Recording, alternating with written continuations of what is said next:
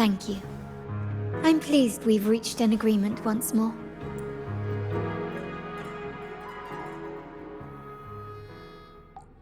All right. What should we do now? Any plans? Since the Order intends to sabotage the Carnival and incite chaos amongst the guests, confronting them directly only plays into their hands. You've seen the troops' unique approach to combat, haven't you? That's precisely why we're allies with them. We will turn any disturbances into a theatrical performance. I can see our friend here is still a bit confused. No worries, my dear boy. We'll have a quick rehearsal before the Carnival begins. Speaking of which, Ms. Carlotta, would you honor us by joining our performance? Me? I do have some stage experience, though I must confess I may be a bit out of practice.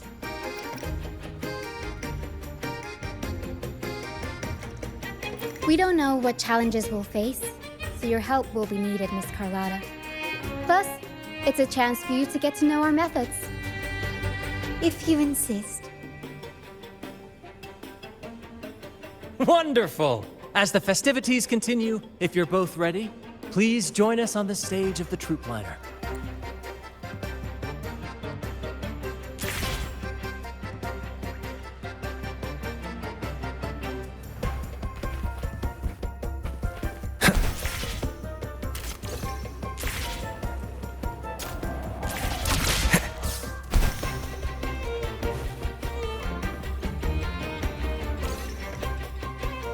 Our rehearsals are rather straightforward. No scripts, just pure intuition and our senses guiding us. That's what makes Commedia Improviso truly come alive.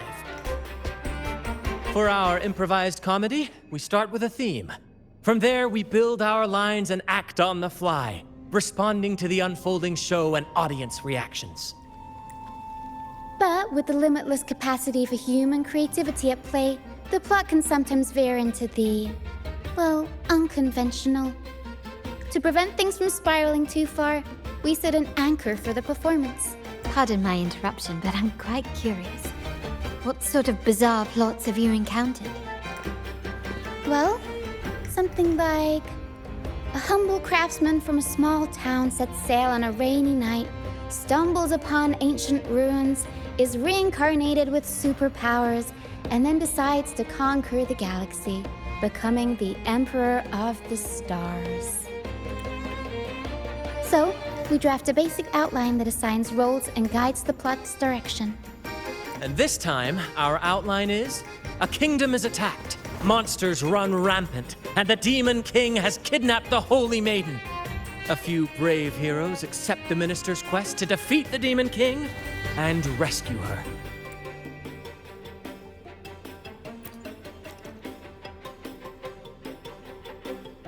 This outline holds special meaning. We want to pay tribute to the play once performed by the Blessed Maiden herself, which was also about a hero facing a Demon King. Good people have their wishes fulfilled, heroes appear in a time of crisis, justice triumphs over evil, and united friends are undefeatable. This is the tale the Blessed Maiden once told, and it's a universal story we want to portray. To me, the world is a stage, and performing is much like combat. Coordinated movements, quick thinking, sharp reflexes, and, above all, trust in your allies. What I'm getting at is that you both are very skilled and capable. We don't have many do's and don'ts. So relax and express yourselves freely on stage. This rehearsal is to help you get familiar with basic stage movements, techniques, and the troupe style, and to build good rapport. Exactly. I'll handle the stage lighting, Brant will narrate, and the rest will take on the role of the audience. If you're ready, let's begin. Everyone, a big round of applause to welcome the Rover and Miss Carlotta on stage!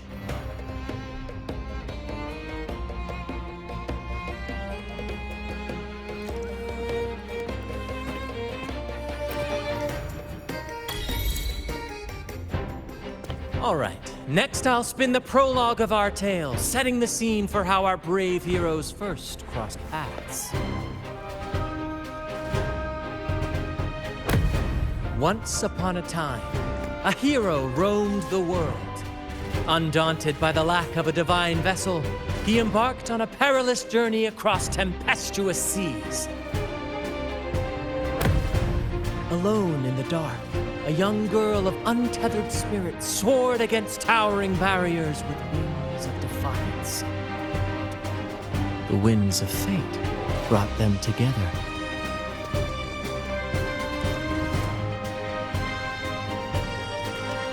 As the world teetered on the brink of absolute darkness, they found solace in each other's gaze. Together they became unshakable allies, standing strong against the tides of fate.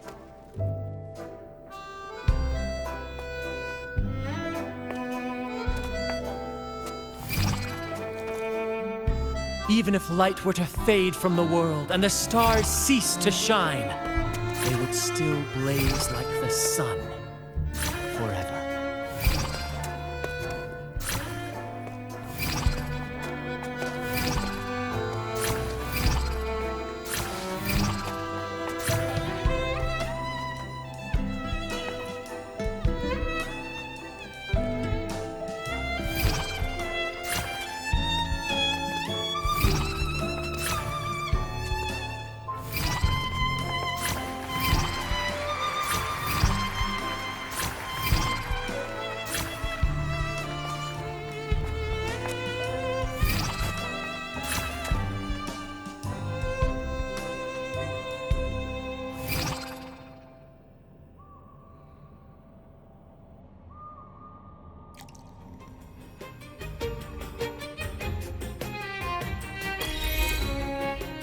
Bravo! Bravo! Seeing your chemistry, I decided to take a little creative liberty with the story. Anyway, it didn't stray too far from the outline, right? The thrill of improvisation is in its unpredictability. There's always a rush of excitement with every twist and turn. Your movements were seamless, elegant, and powerful. I'm confident you'll shine at the carnival. Thank you. It was all thanks to you. You inspired me and kept my spirits high.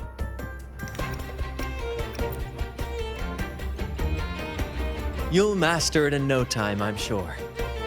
All right, that's enough for today. Let's save the grand reveal for the carnival. Oh, and speaking of which, there's still something we need to prepare for you, isn't there? You mean the essential item for the carnival performance? Don't worry. I've taken care of everything. Oh, so it's handled then. I can't wait to see it. I have a small gift for you.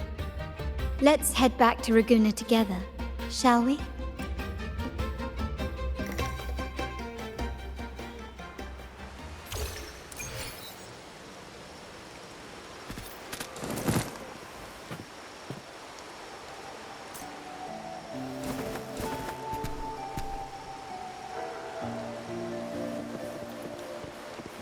This way. Please, follow me.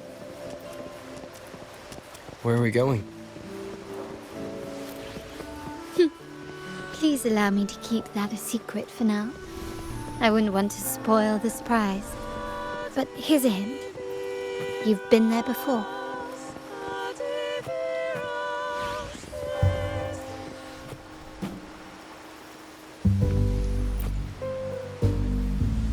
Oh, dear Lady Carlotta, thank the Sentinel you're finally back.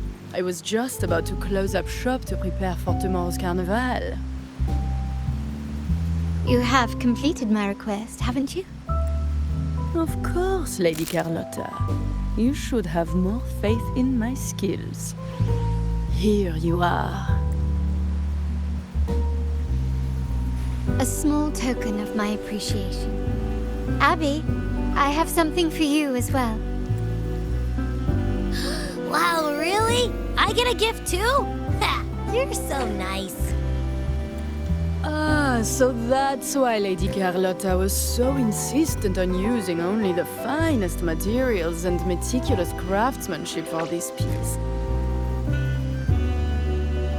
For a moment, I feared she lost faith in my skills and was plotting to hand over the shop to someone else. Now I see why this little creation was so important to you, Lady Carlotta. Nyala, you do have a flair for dramatics. Ahem. Anyway, why don't you unwrap it?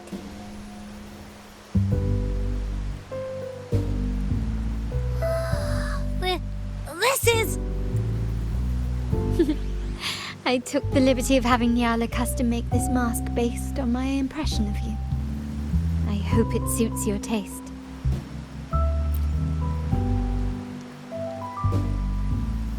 I'm pleased you like it. The Carnival is a splendid reverie, and the mask is its passport.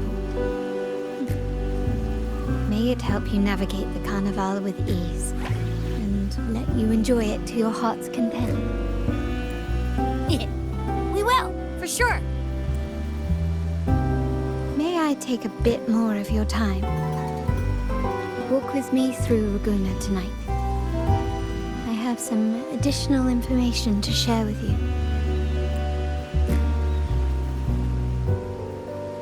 Ragunna.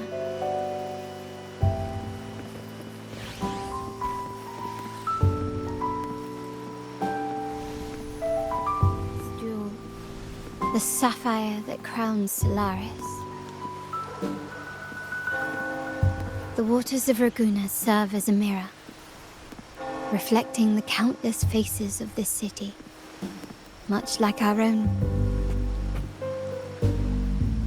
There was a time when the currents swept us into the jaws of uncharted waters, where relentless storms and voracious waves awaited. But after weathering such trials, they revealed to us a hidden gem, the shores themselves. My family has always been drawn to the thrill of a new voyage. One stormy night, fate decided to play a hand. What we discovered there on that island, the technology and novel ideas, was nothing short of a blessing in disguise. There exists only one relatively safe route from the Black Shores to Ragunna, a path known solely to the Montelli family. As long as you stayed on this course, you were bound to encounter the truth. My family has always been drawn to the thrill of a new voyage. One stormy night, fate decided to play a hand. What we discovered there on that island, the technology and novel ideas, was nothing short of a blessing in disguise. Our intentions might not be as grandiose or ominous as you think. We seek liberation. And to achieve it, we're pursuing the truth behind Renacita's origins. Legend has it that when people first arrived on this island, Genesis Nexus was already here, welcoming them. The prevailing belief is that the Sentinel gifted us this technology, and despite nobody ever seeing the Sentinel in person, we talk with them through supposed telepathy. Notice anything strange about that story?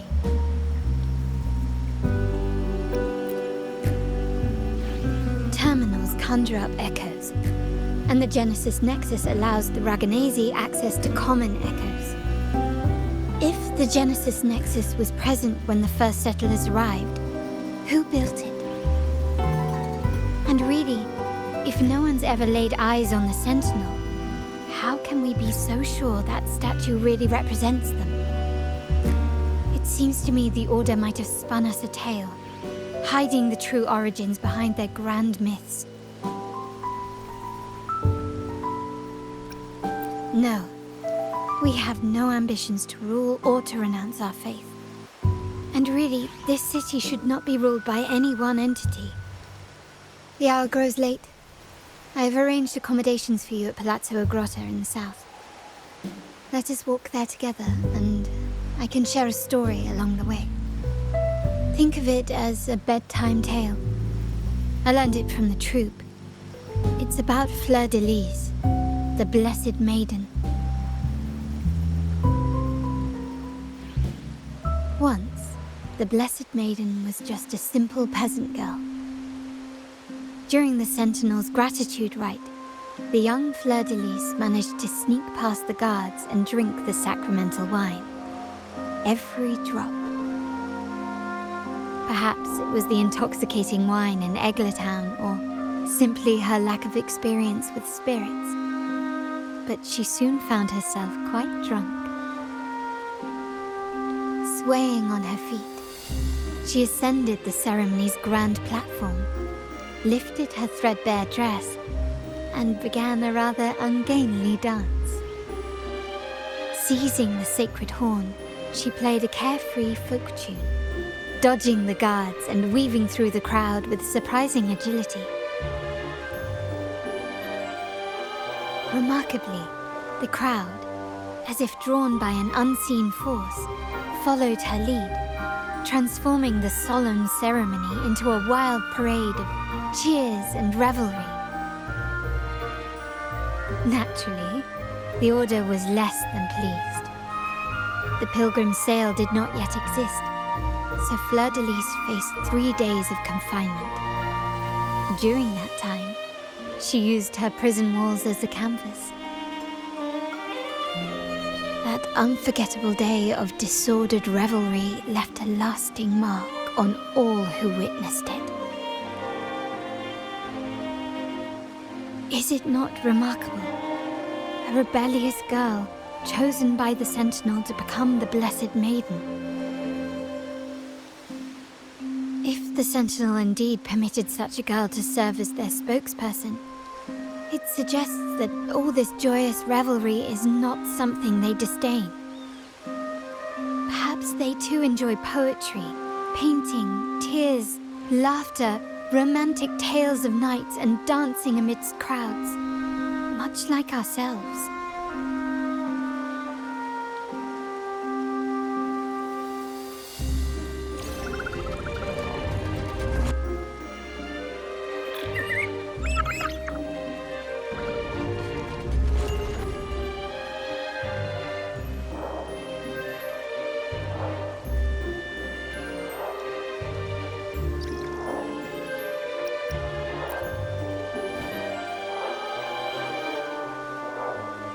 The people of this island came from diverse civilizations now lost to time, but through plays and tradition, they sought to preserve memories of their heritage. In the past, while the clash of cultures led to conflict, the Raganese united through faith, restoring balance even if precarious. To maintain this unity, we've always needed both a sentinel and a play based on a shared legend that gives us roles. Yet this play has endured for so long that we've become defined by our roles. Noble, commoner, believer, merchant. What was meant to unite us now stifles us.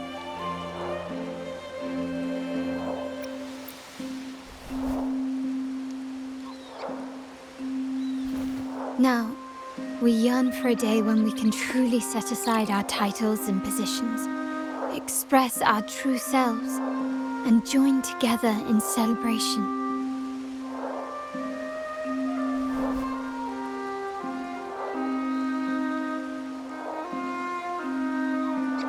Yes, born from hope and idealism, it reminds the Raganese of our initial vision of equality and freedom. It also affirms our true worth. While the Order's true intentions remain unclear, we are certain their influence has already eroded the very foundations of our society. People revere the divine figure the Order has constructed, yet they also live in fear of punishment. Legends become accomplices in fostering ignorance, and faith becomes the loyal executioner of cruel punishment. An invisible cage has trapped us all. Speaking of freedom within a cage is absurd. Fear and ignorance are our foremost enemies.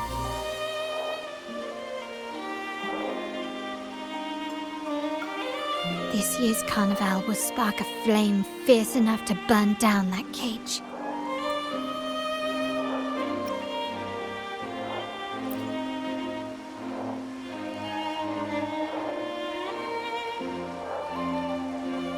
Rest well, and tomorrow we shall take the stage together at the carnival.